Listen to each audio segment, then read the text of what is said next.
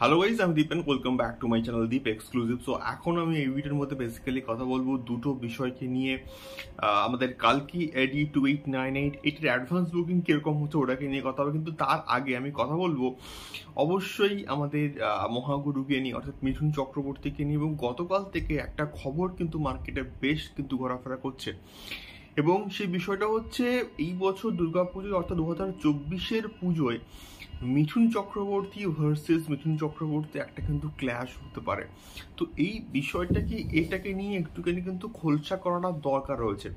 তো বিষয়টা হচ্ছে এটা আমরা কিন্তু মোটামুটি জানতাম যে মিঠুন চক্রবর্তীর একটা ছবি কিন্তু পুজোতে যে আসছে এটা কিন্তু কনফার্ম ছিল, এবং এটা হচ্ছে শাস্ত্রী, এবং যেখানে জ্যোতিষ বিজ্ঞান এবং মানে মানে জ্যোতিষশাস্ত্র ভার্সেস বিজ্ঞান, এই যে একটা ক্ল্যাশ, এটাকে নিয়ে কিন্তু একটা গল্প।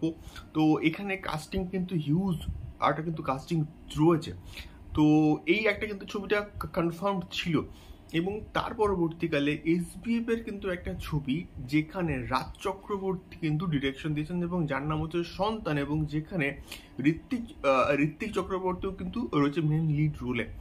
তো সেই ছবিটাও নাকি পুজোর প্রেফারেন্স পাচ্ছে, অর্থাৎ পুজোর মেন এসবিএফ এর রিলিজ হিসেবে কিন্তু এই ছবিটাকে নাকি এগিয়ে রাখা হচ্ছে, এমনটাই কিন্তু লেটেস্ট আপডেট উঠে আসছে। এর কারণটা এক্স্যাক্টলি কি? এর কারণটা হচ্ছে এসবিএফ এর আরও একটা ছবি, যেটা সাউথের ছবি, একটা রিমেক ছিল। সেই ছবিটা, অর্থাৎ যেখানে আমরা অনির্বাণকে এবং প্রসেনজিৎকে মেন লিড রোলে দেখতে পেতাম, সেই ছবিটা যদি না হয়, সেই ছবিটার যদি কথাবার্তা না এগোয়, তাহলে কিন্তু এই সন্তানকে কিন্তু এগিয়ে রাখা হবে পুজোর রিলিজের জন্য। এই বিষয়টা কিন্তু সামনে উঠে আসছে। তো এইটা যদি হয় তাহলে কিন্তু শাস্ত্রী ভার্সাস সন্তান, এই একটা ক্ল্যাশ আমরা কিন্তু দেখতে পেতে পারি পুজোতে। এবারে দুটো ছবি একই সঙ্গে একই দিনে একই ফেস্টিভ্যালে রিলিজ করাটা কতটা যুক্তিযুক্ত হবে, এটা সব থেকে আমার বড় কিন্তু প্রশ্ন।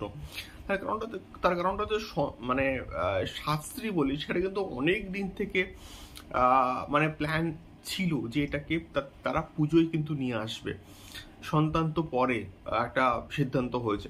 তো সেক্ষেত্রে এটা কতটা ভালো সিদ্ধান্ত হবে এটা তো সময়ই বলবে। এবারে দেখা যাক এক্স্যাক্টলি একই দিনে একই সময়ে একই স্টারের দুটো ছবি রিলিজ করা হয় কিনা।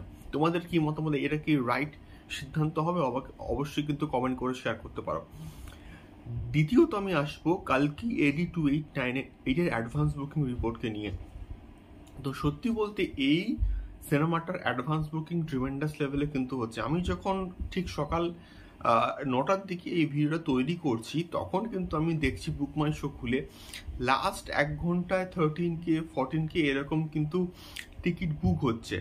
এবং সত্যি বলতে সাউথে এই সিনেমাটা একটা ব্যাপক লেভেলে কিন্তু অ্যাডভান্স বুকিং করছে, এবং সাউথে যেখানে প্রভাসের রমরমা চলে, যেখানে কমল হাসানের রমরমা চলে, সেই সমস্ত জায়গাতে কিন্তু কালকি ব্যাপক একটা কিন্তু ম্যাসিভ অ্যাডভান্স বুকিং করছে। এবং যেহেতু 27 জুন কিন্তু মুক্তি পাবে এই ছবিটা, অর্থাৎ কালকের, তো আজকের হচ্ছে one of the most important দিন, যেখানে এই ছবির ম্যাক্সিমাম অ্যাডভান্স বুকিংটা কিন্তু হবে।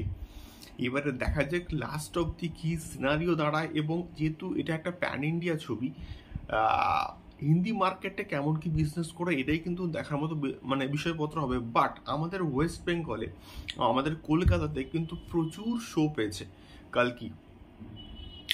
দেখা যাক কি হয়। কালকে তো আমি দেখবো অবশ্যই কালকি এডি 2898, এবং এটা আমি চাইবো যে আদিপুরুষের মতো যেন না হয়।